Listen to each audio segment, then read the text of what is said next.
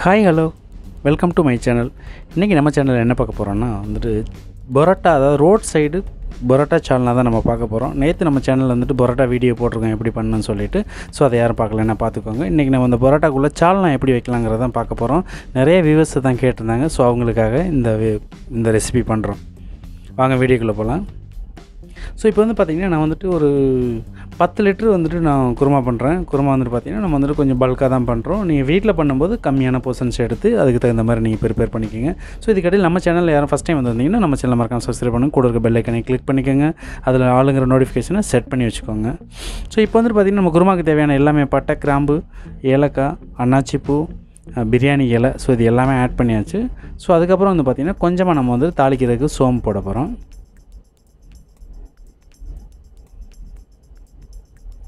So சோம்பு போட்டாச்சு, நல்லா பொரிஞ்சிருச்சு. ஸோ இதுக்கப்புறம் நம்ம கட் பண்ணி வச்சுருக்க வெங்காயத்தை நம்ம ஆட் பண்ணுறோம். ஸோ வெங்காயத்தை போட்டுட்டு நல்லா வதக்கணும். ஸோ நான் கொஞ்சம் குவான்டிட்டி அதிகமாக பண்ணுறேன். ஸோ நீங்கள் வீட்டில் பண்ணும்போது கம்மியான போர்ஷன்ஸ் எடுத்து பண்ணிக்கோங்க. ஸோ நான் எனக்கு தேவையான அந்த காரத்துக்கு தேவையான அளவு நான் அதில் பச்சை மிளகா ஆட் பண்ணியிருக்கேன். ஸோ நீங்கள் வீட்டில் பண்ணும்போது கம்மியான அதுக்கு தகுந்த மாதிரி நீங்கள் எடுத்து வச்சு நீங்கள் பண்ணிக்கோங்க. மெத்தட் இது தான், பேசிக் இது தான். அளவு மட்டும் நீங்கள் எத்தனை பேத்துக்கு பண்ணுறோன்னு பாருங்கள். இது பார்த்திங்கன்னா நான் ஒரு 40 பேத்துக்கு ப்ரிப்பேர் பண்ணிகிட்ருக்கேன். நீங்கள் அதில் எவ்வளோ பண்ணணுங்கிறத பார்த்துக்கோங்க. ஸோ இப்போ வெங்காயம் ப்ரிப்பேர் ஆகிடுச்சு. இந்த பொசிஷன் இருக்கும்போது நான் இஞ்சி பூண்டு பேஸ்ட் ஆட் பண்ணுறேன். இஞ்சி பூண்டு பேஸ்ட் ஆட் பண்ணதுக்கப்புறம் பார்த்திங்கன்னா அது ஒரு 2 மினிட்ஸ் நல்லா ஃப்ரை பண்ணுவோம், அது பச்சை வாடை போகிற வரையும். ஸோ போனதுக்கப்புறம் நம்ம மசாலா போட போகிறோம். ஸோ இப்போ நீங்கள் பார்த்துட்ருக்கீங்க, நல்லா ஃப்ரை ஆகிடுச்சு. அடுப்பு ஸ்லோவில் வச்சுட்டு நம்ம அதுக்கப்புறம் உள்ள நம்ம மசாலா போட போகிறோம். மிளகாத்தூள் பார்த்திங்கன்னா நான் 4 டேபிள் ஸ்பூன் யூஸ் பண்ணியிருக்கேன். ஸோ சில்லி அது மல்லித்தூள் பார்த்திங்கன்னா அதே 5 ஸ்பூன் போட்டிருக்கேன். மஞ்சத்தூள் 1 ஸ்பூன் போட்டிருக்கேன் நான். அதுக்கப்புறம் சிக்கன் மசாலா 4 டேபிள் ஸ்பூன் போட்டிருக்கேன்.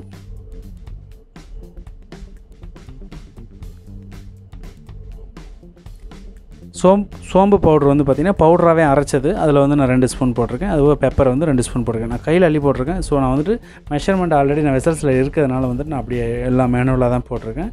ஸோ உங்களுக்கு மெஷர்மெண்ட்டுக்காக தான் இந்த குவான்டிட்டி நான் சொல்கிறேன். ஸோ நீங்கள் அதுக்கு தகுந்த மாதிரி பார்த்துக்கோங்க. ஸோ இப்போ பார்த்துங்க, இந்த மசாலா நம்ம எல்லாமே போட்டாச்சு. அடுப்பு கொஞ்சம் நார்மலான சூட்டில் வச்சுட்டு இதை நல்லா வதக்குறோம். ஸோ வதக்கி முடிச்சதுக்கப்புறம் பார்த்திங்கன்னா இதுக்கு நம்ம தக்காளி வெட்டி போடுறதில்ல, அரைச்சி ஊற்ற போகிறோம். ஸோ ஆல்ரெடி பார்த்திங்கன்னா இதுக்கு நான் ஒரு 1/2 கிலோ தக்காளி எடுத்து நான் அரைச்சி தான் வச்சுருக்கேன் குக்கரில், மிக்சியில். ஸோ அதை நானும் போட்டுட்டேன்.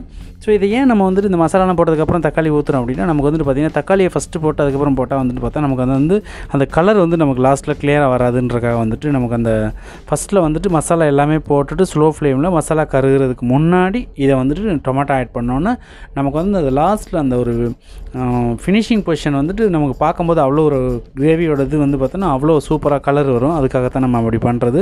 ஸோ இதை நீங்கள் வீட்டில் ஒன்ஸ் ட்ரை பண்ணி பாருங்கள். எப்போயுமே மசாலா போடும்போது மட்டும் அடுப்பை ஃப்ளேமை கம்மியாக வச்சு நீங்கள் பண்ணிங்கன்னா தான் உங்களுக்கு அந்த மசாலா கருகாமல் இருக்கும். அதை மட்டும் மைண்டில் வச்சுக்கோங்க. ஸோ இது மசாலா ஃப்ரை ஆகிடுச்சு.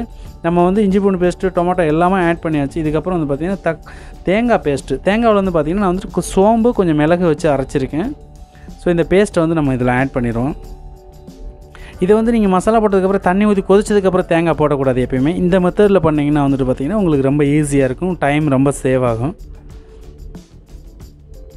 ஸோ இப்போ நம்ம அரைச்சது தேங்காய் எல்லாமே போட்டாச்சு. இன்னும் கொஞ்சம் இருக்குது. நான் அடுத்து குவான்டிட்டி பார்த்துட்டு நான் அதுக்கு தகுந்த மாதிரி ஆட் பண்ணிக்கிறேன்.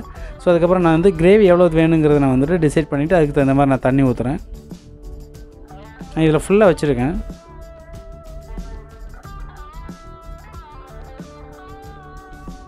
எப்போயுமே நீங்கள் தண்ணி ஊற்றும் போது என்னென்னு பார்த்துக்கோங்க. கொஞ்சம் லூஸாக இருக்கிற மாதிரி ஊற்றுனீங்கன்னா அந்த தண்ணி கொதிச்சு கிரேவி வரும்போது பார்த்தா நம்ம எதிர்பார்க்குற அந்த டைட்னஸ் வந்துடும் சாப்பிட்றதுக்கு, பரோட்டாக்கு ஊற்றி சாப்பிட்ற அளவுக்கு. ஸோ இதுக்கப்புறம் நம்ம ஒரு மூடியை போட்டு அதை விட்டுறலாம். ஸோ இப்போ மூடி போட்டாச்சு. அது கொதிக்கிற பொசிஷன் வந்திருக்கு. இந்த டைமில் தான் நம்ம சால்ட் ஆட் பண்ணுறோம். ஏன்னா நம்ம ஃபஸ்ட்டில் ஏன் உப்பு போடல அப்படின்னா, நம்ம எவ்வளோ மெஷர்மெண்ட் வாட்டர் வைக்க போகிறோங்கிறது தெரியாமல் நம்ம உப்பு போட்டோம்னா இன்க்ரீஸ் ஆயிரும். அதனால் கஷ்டம். நாளைக்கு அதாவது அடுத்து நம்ம அதை மாற்றி பண்ண முடியாதுக்காக இல்லை, சால்ட்டை மட்டும் நம்ம கடைசியாக பார்த்துட்டு கொதி வரும்போது போட்டுட்டு நம்ம அதுக்கு தகுந்த மாதிரி பண்ணணும். இப்போ உங்களுக்கு கிரேவியை பார்த்தீங்கனாலே தெரியும், நமக்கு அந்த கலர் வந்துருச்சு. இன்னும் கொஞ்சம் நேரம் கொதிக்கணும்.